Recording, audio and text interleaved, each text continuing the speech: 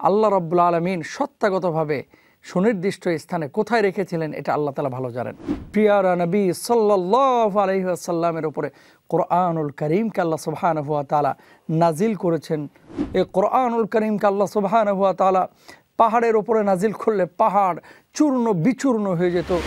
এবার আসি যে এই কোরআন কিভাবে নাজিল হয়েছে, কেন নাজিল হয়েছে। দুটো বিষয়, এক হচ্ছে যে কিভাবে নাজিল হলো, দুই নম্বর হচ্ছে কেন নাজিল হলো।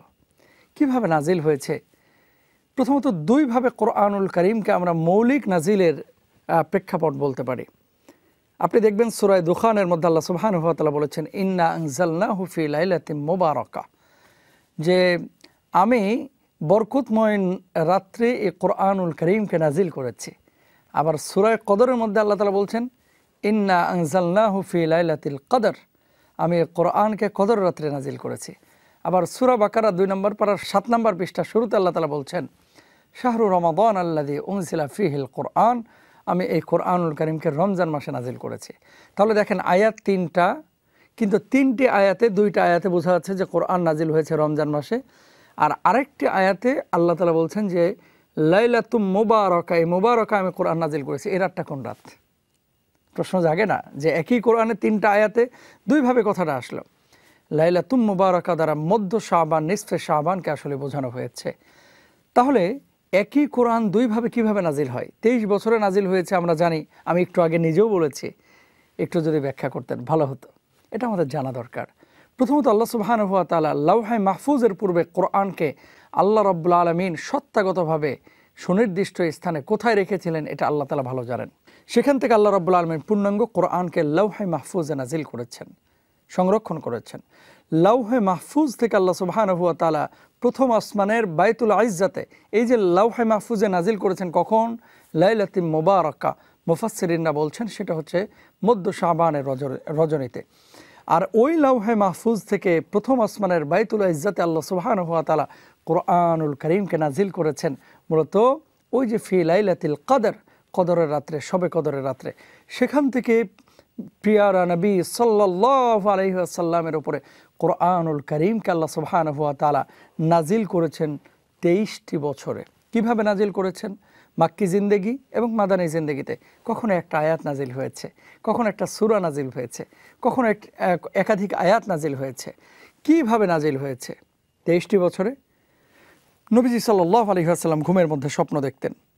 এই ঘুম থেকে উঠে জিবরিল আমিন দেখতে পেতেন যে নবীজি সাল্লাল্লাহু আলাইহি ওয়াসাল্লামের পাশে বসা।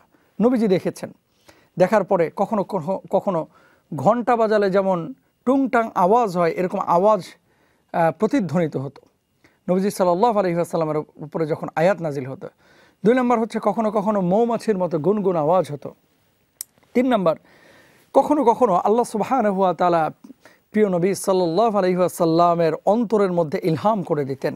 কখনো কখনো জাগ্রত অবস্থায় জিবরিল আমিন প্রিয় নবী সাল্লাল্লাহু আলাইহি ওয়াসাল্লামের কাছে সরাসরি এসে বলতেন যে আপনি পড়ুন, আল্লাহ সুবহানাহু ওয়া তাআলা আপনার কাছে এই আয়াত নাজিল করছেন। সুবহানাল্লাহ।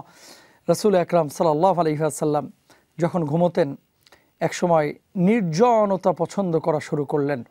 কারণ ইবাদত যখন মানুষের মধ্যে করা হয় স্বাদ থাকে এক রকমের, যখন নির্জনে, যখন একেবারে প্রত্যন্ত অঞ্চলে যেখানে কোনো লোকারণ্য থাকে না, যেখানে মানুষের অংশগ্রহণ থাকে না, এরকম যখন জায়গায় কেউ ইবাদত করে তখন স্বাদ থাকে আরেক রকমের। এই জন্য আল্লাহর ওলিরা দেখবেন সবসময় নীরবতা তারপরে নির্জনতা পছন্দ করেন, এবং আল্লাহ তাআলা কোরআনুল কারীমে এটা পছন্দ করেছেন। উদউ রাব্বাকুম তাদাররুআ ওয়া খুফিয়া, যে তোমরা আল্লাহ সুবহানাহু ওয়া তাআলাকে ডাকো নীরবে, নিভৃতে, নির্জনে। তাহাজ্জুদের নামাজ আল্লাহর কাছে এত প্রিয় কেন?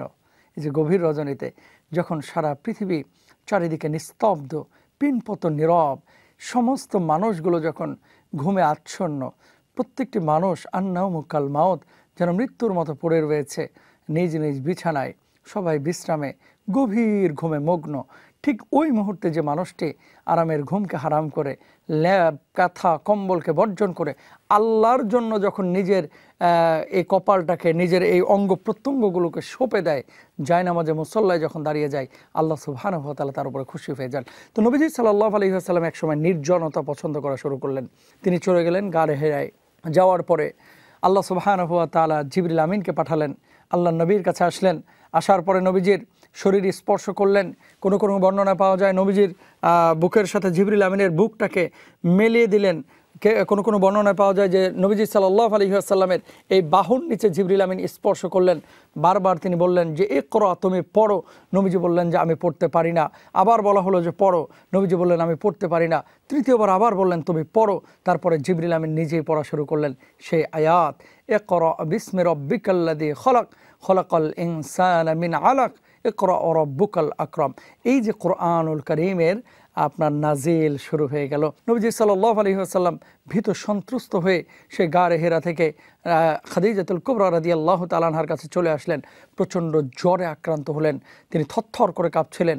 কারণ লাউ আনজালনা হাযাল কুরআন আলা জাবালিন লারাআইতাহু খাশিআম মুতাসাদ্দিআম মিন খাশিয়াতিল্লাহ।